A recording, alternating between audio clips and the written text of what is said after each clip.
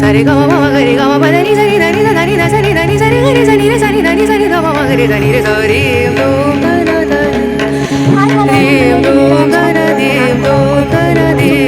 ಅಂತ ನಾನು ಅನ್ಕೊಳ್ತೀನಿ. ನಾನು ಕೂಡ ಸೂಪರ್ ಆಗಿದ್ದೀನಿ.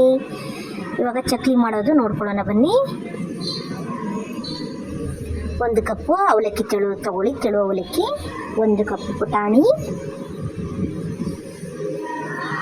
ಒಂದು ಬಟ್ಲಲ್ಲೇ ಪುಟಾಣಿ ಅವಲಕ್ಕಿ ತಗೊಳ್ಳೋದು. ನಂತರ ಮಿಕ್ಸರಿಗೆ ಹಾಕಬೇಕು.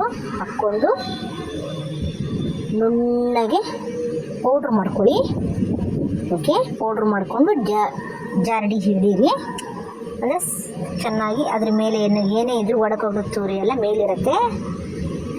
ಚೆನ್ನಾಗಿ ಪೌಡ್ರ್ ಮಾತ್ರ ಕೆಳಗೆ ಬರುತ್ತೆ.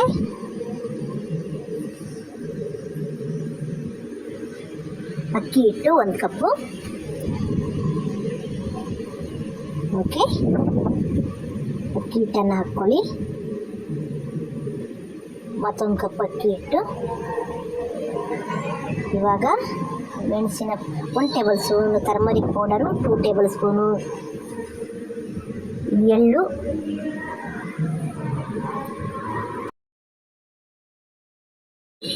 ಹಿಂಗು, ಎಳ್ಳು, ಸಾಲ್ಟು ಹಾಕ್ಕೊಳ್ಳಿ. ಓಕೆ, ಇವಾಗ ಚೆನ್ನಾಗಿ ಕಲಿಸ್ಕೊಳ್ಳಿ. 2 ಕಪ್ಪು ಅಲ್ಲಿ ತೋರಿಸ್ತಾ ಇದ್ದಾರಲ್ಲ ವಾಟರ್, 2 ಕಪ್ಪು ಅಕ್ಕಿ ಹಿಟ್ಟು ತೊಗೊಂಡಿದ್ದರದು.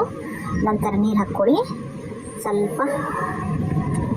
2 ತೋರಿಸಿದ್ವಲ್ಲ 2 ಬೌಲು ನೀರು. ಓಕೆನಾ, ಅದು ಬಿಸಿ ಮಾಡಲಿಕ್ಕಿಡಿ. ಇದು ಬಿಸಿ ಎಣ್ಣೆ ಕಾಸಿ ನೀವು ಪೌಡರಿಗೆ ಹಾಕ್ಕೊಳ್ಬೇಕು. ಚಕ್ಲಿ ಹಿಟ್ಟಿಗೆ ಹಾಕ್ಕೊಂಡು ಉಗುರು ಬೆಚ್ಚಗೆ ನೀರು ಅದು ಪೌಡರ್ ಇವಾಗ ಏನು ಮಿಕ್ಸಣಕ್ಕೆ ಬಿಸಿ ಎಣ್ಣೆನ ಹಾಕ್ಕೊಂಡು ಚೆನ್ನಾಗಿ ಕಲಸಬೇಕು. ಎಲ್ಲದಕ್ಕೂ ಹಿಡಿಬೇಕದು. ಓಕೆನಾ, ನಂತರ ಬಿಸಿನೀರು ಹಾಕ್ಕೊಳ್ಳಿ. ಬಿಸಿ ಅಂದರೆ ತುಂಬ ಬಿಸಿನೂ ಇರಬಾರ್ದು, ಈಗ ತುಂಬ ತಣ್ಣಗೆ ಇರಬಾರ್ದು. ಸೊ ಆ ಥರ ಮಾಡ್ಕೊಳ್ಳಿ. ಆಮೇಲೆ ಚೆನ್ನಾಗಿ ನಾದ್ಕೊಳ್ಳಿ. ಸ್ವಲ್ಪ ಉಗುರು ಬೆಚ್ಚ ನೀರು ಹಾಕೋದು ಯಾಕೆ ಅಂದರೆ ಅದು ಅಂಟಾಗಿದ್ದು ಆಮೇಲೆ ಜಿಗುಟಾಗಿದ್ದು ಅದು ಬಿಡ್ಕೊಳ್ಳಲ್ಲ ಅಂತ ಕಟ್ ಆಗೋದಿಲ್ಲ. ಓಕೆನಾ, ಸೊ ಹಾಗಾಗಿ ಎಣ್ಣೆ ಸ್ವಲ್ಪ ಬಿಸಿ ಮಾಡಿ ಹಾಕ್ತಿರಲ್ಲ ಅದೆಲ್ಲ ಹಿಟ್ಟಿಗೂ apply ಆಗಬೇಕದು.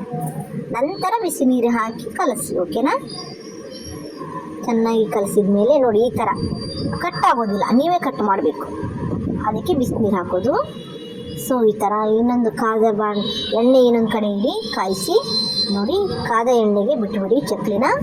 Crispy instant chakli ready ಆಗುತ್ತೆ. ಒಂದೊಂದಾಗಿ ಬಿಟ್ಕೊಡಿ, ತುಂಬ ಚೆನ್ನಾಗಾಗತ್ತೆ.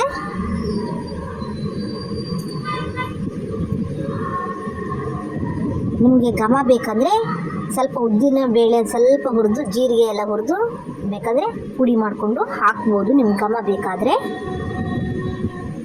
ಓಕೆ, ಗೋಲ್ಡನ್ ಫ್ರೈ ಬಂದಮೇಲೆ ಈ ಥರ ಚೆನ್ನಾಗಿ ಕ್ರಿಸ್ಪಿಯಾಗಿದೆ ಅಂತ ನಿಮ್ಗೆ ತಿಳಿದ ಮೇಲೆ ಈ ಥರ ಒಂದು ಟೆಸ್ಟ್ ಮಾಡಿ.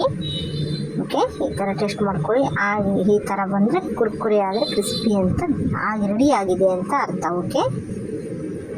ಓಕೆ, ಮತ್ತೊಂದು ವಿಡಿಯೋ ಸಿಗೋಣ. ಅಲ್ಲಿ ತನಕ ಬಾಯ್ ಬಾಯ್, ಟೇಕ್ ಕೇರ್.